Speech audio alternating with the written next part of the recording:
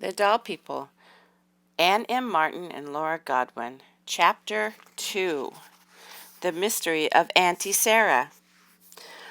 While late night was the dolls' very best time, the morning wasn't bad. By 9 o'clock on most days, Mr. and Mrs. Palmer had left for their jobs, Kate had left for school, and Grandma Catherine had taken Nora to preschool. Often, Grandma Catherine ran errands after that, so the dolls had some time to themselves. One Wednesday, exactly a week after she had found Auntie Sarah's journal, Annabel was lying on the floor of the nursery drawing pictures of spiders when she heard the Palmers' clock chime noon. "Noon!" exclaimed Annabel. She had lost track of time. Just as she was shoving her papers under the bed, she heard voices from downstairs. "Nora's home," Mamma said in a loud voice. "Places, everyone!" Annabel tossed herself on the floor where Kate had left her the night before. A moment later, Nora was standing on a stool in front of the doll's house, her hands on her hips. She peered inside. Kate had not closed the front of the house, so Nora reached in. "Hum-hum-de-dum," she sang softly. "Look, Captain, look what Kate's dollies can do." The captain, sleeping in his spot on Kate's bed, didn't stir. Nora picked up Bobby. She bounced him down the stairs. "Boink, boink, boink," she said. She flew him out of the house and into the doll's kitchen, opened the front of the old-fashioned icebox, and stuffed him inside. Then she picked up Baby Betsy and tried to stuff her inside. "Uh-oh, Baby Betsy, your head is too big. You do not fit." Nora left Baby Betsy on the kitchen floor. She put Uncle Doll in the icebox with Bobby, and then she bounced Annabel down the stairs. "Boink, boink, boink." "Okay, Annabel, come into the kitchen for a surprise." Nora bounced Annabel through the dining room and into the kitchen. "Open the icebox, Annabel. Look. Look inside. The dollies are in the icebox. How did they get there?" Nora regarded the dolls. "You dollies have no pets," she said. "No pets at all. How sad. You need some pets. I know. Rancher family." Nora tossed Annabel and Bobby back into the nursery, then ran from the room. "No, no, no," thought Annabel. "Not rancher family." Nora was running back into Kate's room, carrying a pail full of plastic farm animals.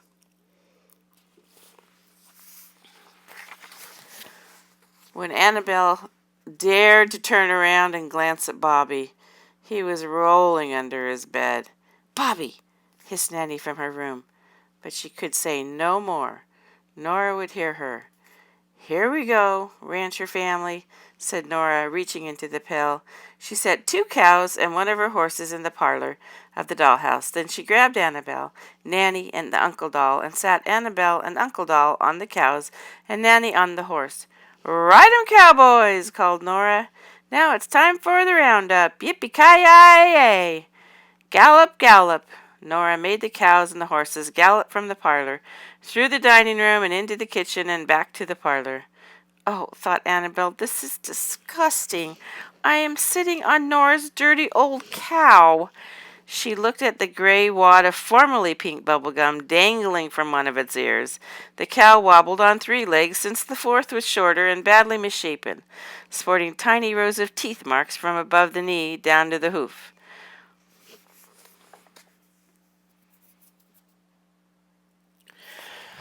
While Annabel perched precariously on her cow, she stole a glance at Nanny. Nanny had always said that having animals in the house was unseemly, and Annabel knew why. All of Nora's animals were slimy and grimy and gray, and who knew where they'd been. Annabel sat miserably on the back of the cow. Oh please, someone save me," she thought. At that moment she heard a voice call from downstairs. "Nora, lunchtime." "Okay," Nora replied. She scooped most of her animals back into their bucket, but she left 2 dusty chickens behind, and she left Nanny on the horse and Annabel and Uncle Doll on the cows. Annabel sat on her cow and waited. She tried to not look at the cow. "Disgusting, disgusting," she thought. After 2 or 3 minutes, Annabel couldn't stand it any longer. She swung her leg over the back of the cow and began to slide down its side. "Annabelle," said Mamma warningly from her chair in the kitchen. "Mamma, I have to get off of this cow." "Honey, what if Nora returns and sees you moving? Did you want to wind up in Doll State?" Doll State. Annabelle had been in Doll State several times, more often than anyone else in her family. It was so unfair. A human saw her moving, or thought he saw her moving, and bang! Just like that, Annabelle was rendered an ordinary doll. A doll who couldn't move, but only for 24 hours, she reminded herself. Just for one day.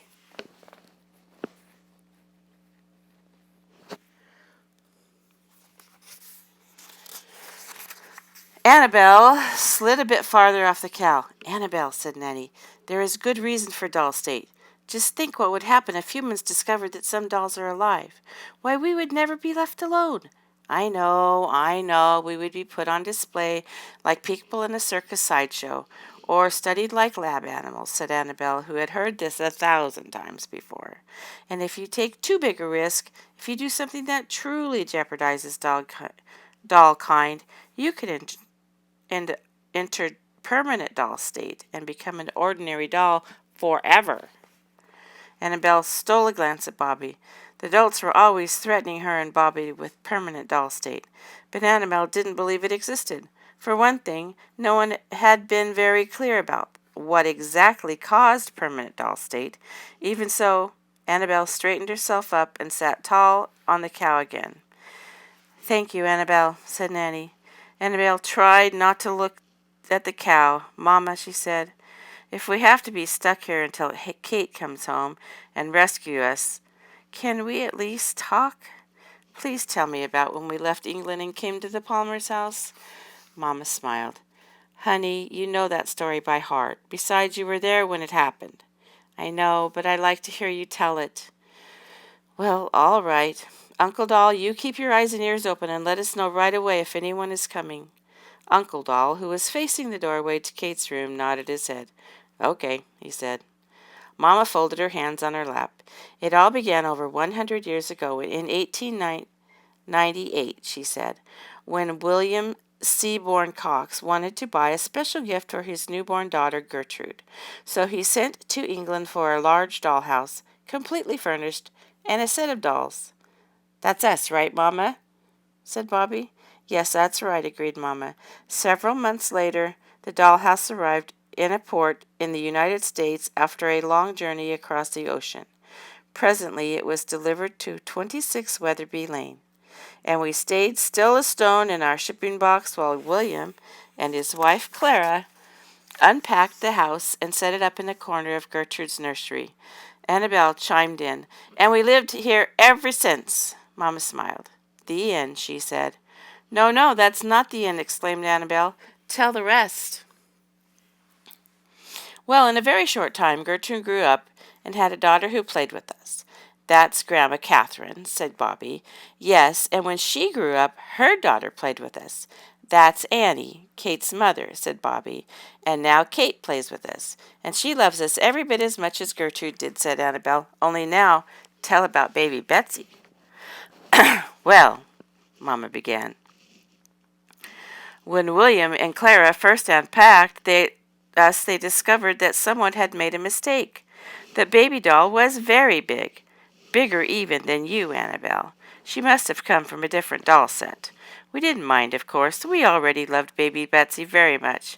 But Clara wondered at first what to do with this doll who was far too big to fit in the pram, whose arms stuck over the sides and whose legs hung over the end. But she decided to keep her, and we were very relieved. We knew baby Betsy was meant to be ours. And you don't mind if it takes you and Papa together to lift her," added Bobby. "Not a bit," said Mamma. "Mamma, tell us how many dolls William and Clara unpacked when our dollhouse arrived," said Annabelle.